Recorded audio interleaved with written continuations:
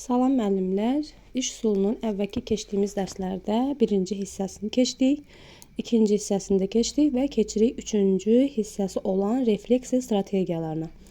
Refleksiya nədir ümumiyyətcə müəllimlər? Bilirik ki, refleksiya şagirdin sonda nə öyrəndiyini, öyrənmə prosesini, öz fəaliyyətinin dəyərləndirilməsinə söhbət gedir. Refleksiya strategiyaları şagirddə təkcə mövzunu bitirdim, tapşırığı yerinə yetirdim səviyyəsində qalmır, həm də həmin nəticəyə necə gəldiyini düşünməyə sövq edir. Refleksiya strategiyaları demək dedik nə oldu? Şagirdin nə öyrəndiyini, öz öyrənmə prosesini və öz fəaliyyətinin dəyərləndirilməsinə kömək edir. Bəs bu strategiyalar şagirddə hansı bacarıqları formalaşdırır? Şagirdlər özlərinə sual verirlər. Nə öyrəndim? Nə mənim üçün çətin oldu?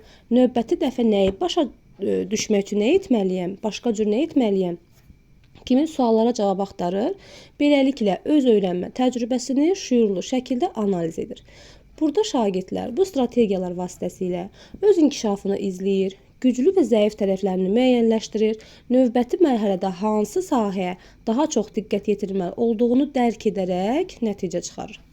Refleksiya strategiyaları şagirdə daha çox öyrəndiklərini ümumiləşdirməyə, dəyərləndirməyə və metakognitiv şuurun formalaşdırmasına yardımcı olur, formalaşdırılmasında istifadə olunur. Burada müəllim nə etməlidir? Nəzərdə tutduğu dərsin məqsədinə uyğun olaraq iş üsullarından istifadə edərək dərsi sonlandıra bilər və yaxud da dərsi qura bilər. Sonda refleksiya strategiyaları vasitəsilə şagirdlərin öyrənmə bacarıqlarını yoxlaya bilər. Bu üsullar içərisində elə üsullar vardır ki, həm təlim strategiyalarına, həm əməkdaşlıq və kommunikasiya strategiyalarına aid ola bilər. Lakin biz bu üsulu etməliyik, məqsəddən asılı olaraq seçməliyik ki, bizim məqsədimizə uyğun hansı iş üsuludur? Analitik təfəkkürdən mi istifadə edəcəyik, əməkdaşlıqdan mı istifadə edəcəyik və yaxud da refleksiya strategiyasından mı istifadə edəcəyiksə, biz bunu məqsədimizə uyğun seçməliyik.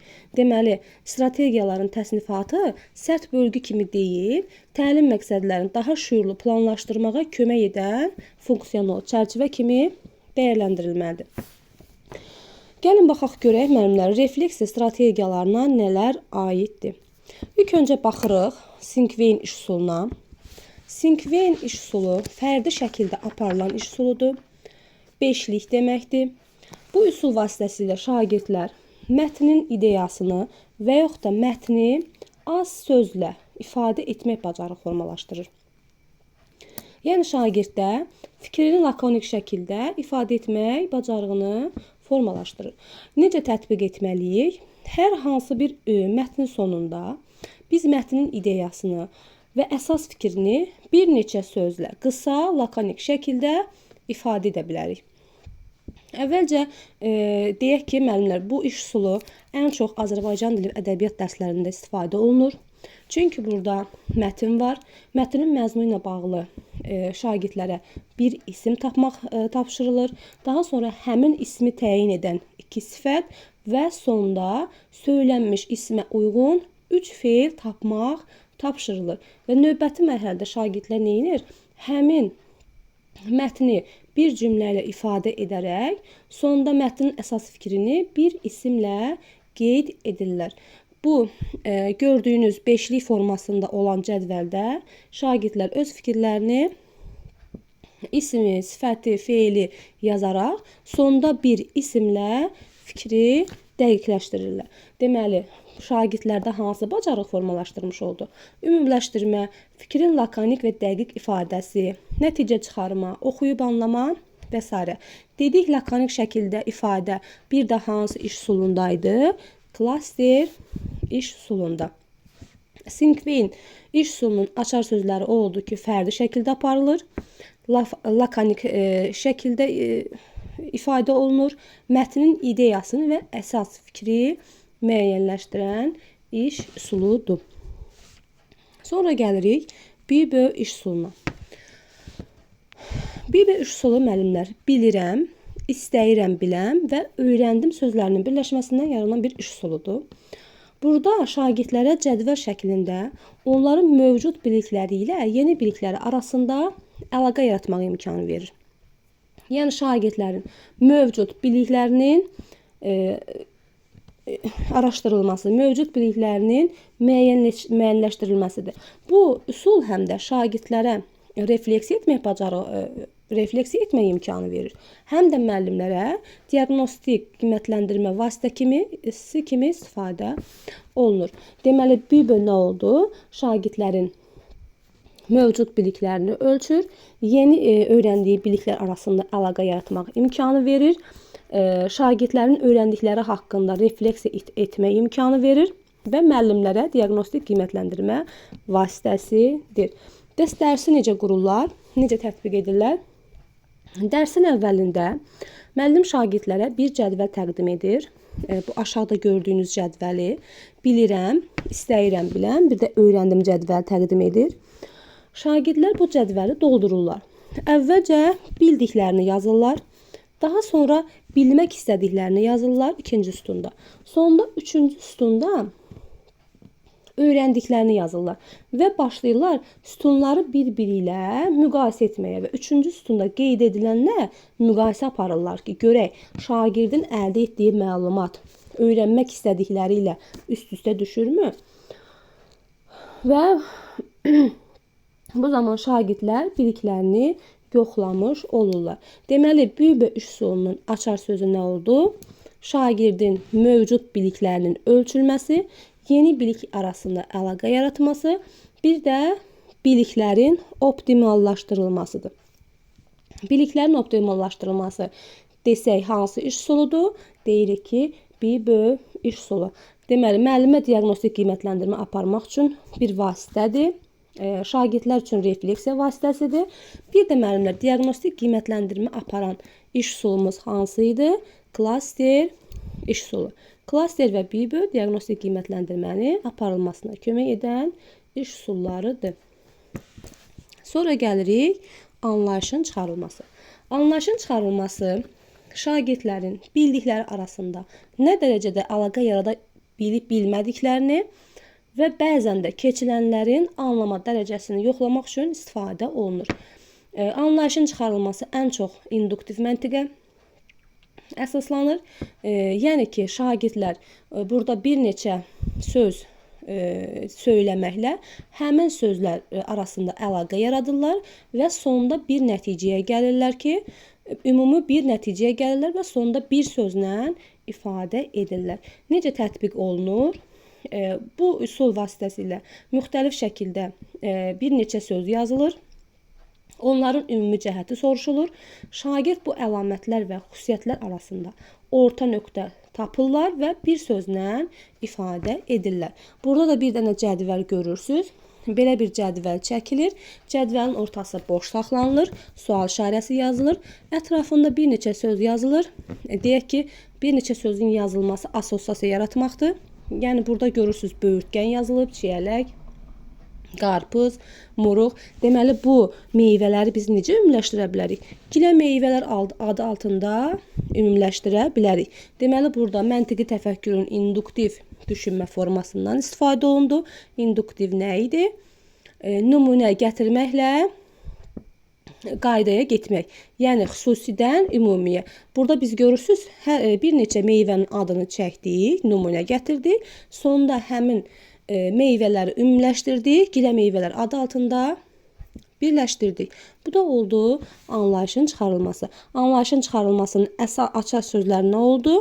Anlama dərəcəsini yoxlamaq, biliklər arasında nə dərəcədə anlayıb anlamadıqlarını, nə dərəcədə əlaqə yarada bilib-bilmədikləri haqqında əlaqə yaratmaq, keçənlərin anlama dərəcəsini yoxlamaq, bir də induktiv məntiqdən istifadə etmək. Sonra gəlirik 3-2-1 üsulu. 3-2-1 üsulu müəllimlər şagirdlərin mövzu barəsindəki anlama bacarığını və maraqlarını ölçmə imkanı verir. Dedik, mövcud biliklərin ölçülməsi BİBÖ iş üsuluydu, ancaq şagirdin maraqlarını ölçən iş üsulu isə 3-2-1 üsuludur. 3-2-1 üsulu vasitəsilə şagirdlər sualların bölüşdürülməsini, geniş sinif müzakirələrinin aparılması, əvvəlki mövzuların təkrarı edilməsi baxımından istifadə olunan bir iş üsuludur. Refleksiya iş üsuludur. Yəni dərsin sonunda aparılan bir iş üsuludur. Bu iş üsulu vasitəsilə şagirdlər öz bildikləri haqqında məlumatlı olurlar.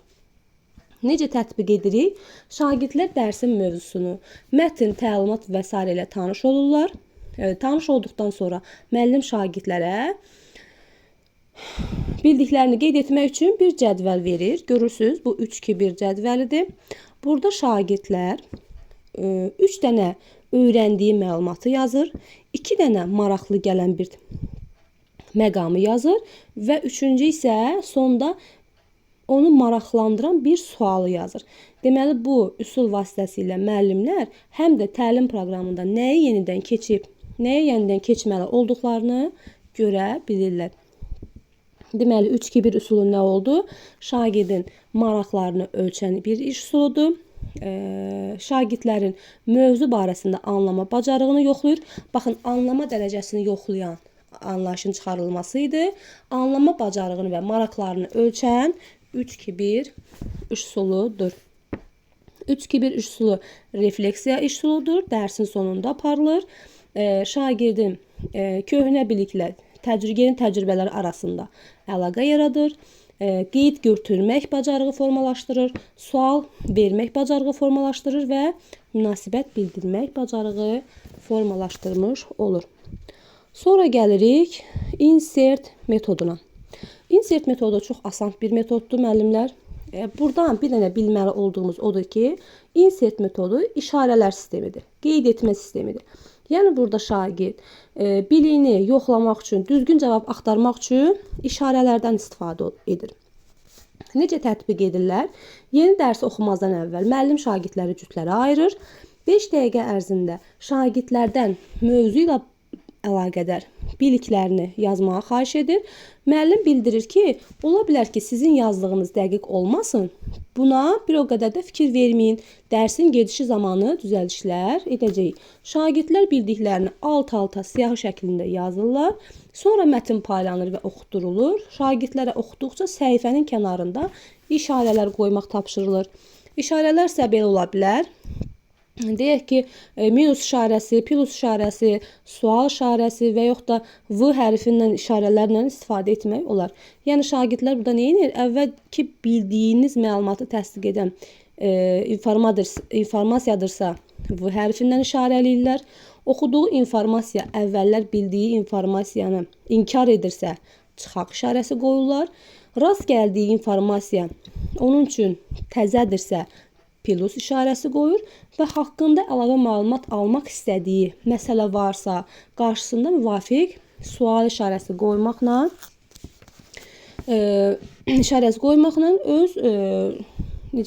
öz biliyini şagird öyrənmiş olur və öz biliyi arasında əlaqə yaratmış olur və bu cədvəl lövhədə çəkilir və hər qrupun yazdığı ora qeyd edilir. Sonda müzakirə edilir və bildikləri müqayisə edilir. Insert metodunun tətbiqi zamanı müəllim müxtəlif iş formalarından istifadə edə bilər. Şagirddə hansı bacarığı formalaşdırdı? Qeyd götürmə, oxuyub anlama, tənqidi və məntiqi təfəkkür. Insert metodunun əsas açar sözü nə oldu?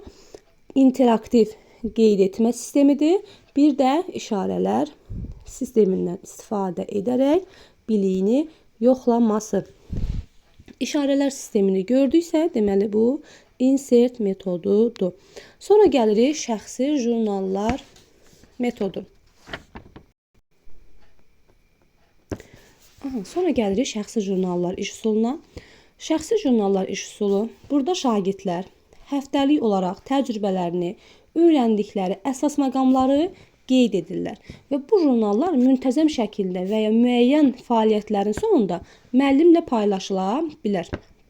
Şagirdlər vaxtaşırı olaraq əvvəlki qeydləri ilə hazırki bilik və bacarıqlarını müqayisə edə bilərlər.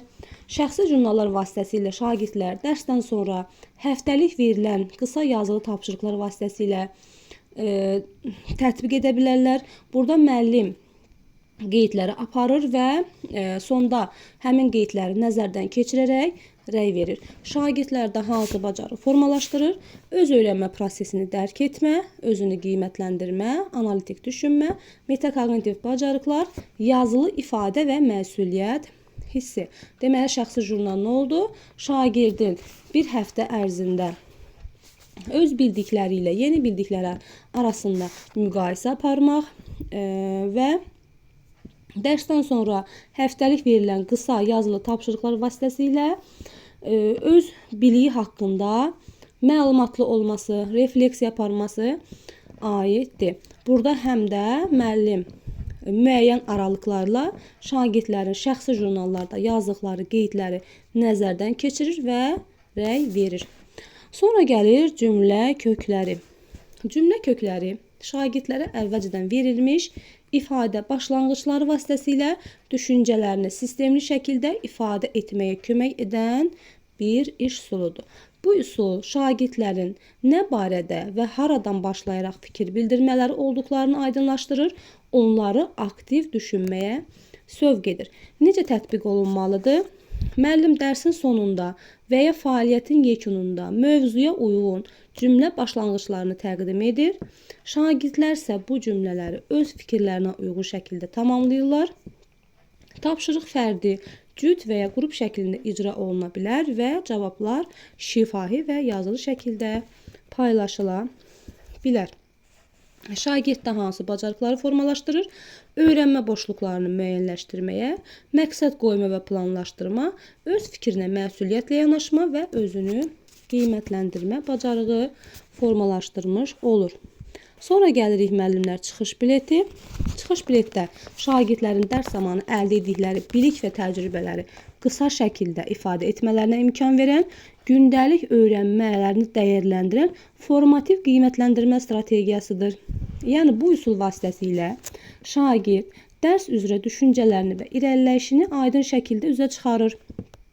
Formativ qiymətləndirmədə də qeyd etdiyimiz kimi çıxış biletləri şagirdin fikrini ifadə etmək üçün daha çox gündəlik keçirənləri refleksiya edən məhsuldar strategiyalardan biridir. Deməli, formativ qiymətləndirmədə istifadə olunan iş üsulu hansı oldu? Çıxış bileti. Diaqnostik qiymətləndirmədə aparılmaq üçün istifadə olunan iş üsulu hansılar oldu? Klaster və BIBÖ iş üsulu. Bəs çıxış biletləri iş üsulunu necə tətbiq edirik? Müəllim dərsin sonunda bir və ya bir neçə açıq sual təqdim edir. Şagirdlər bu sualları yazılı şəkildə cavab verirlər. Suallar şagirdin güclü və zəif tərəflərini, dərsdəki fəallığını, əməkdaşlıq səviyyəsini, inkişaf ehtiyaclarını əhatə edə bilər.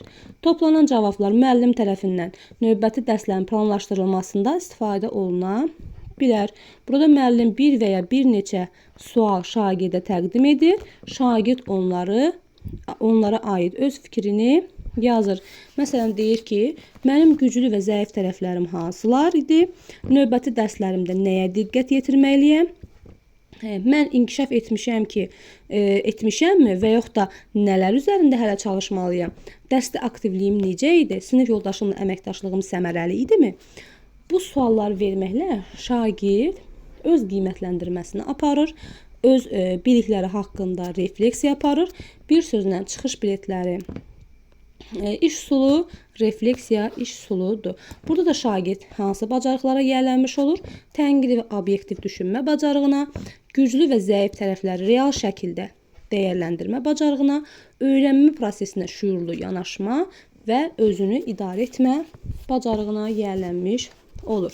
Deməli, müəllimlər, bu strategiyaların hamısı refleksiya strategiyaları oldu.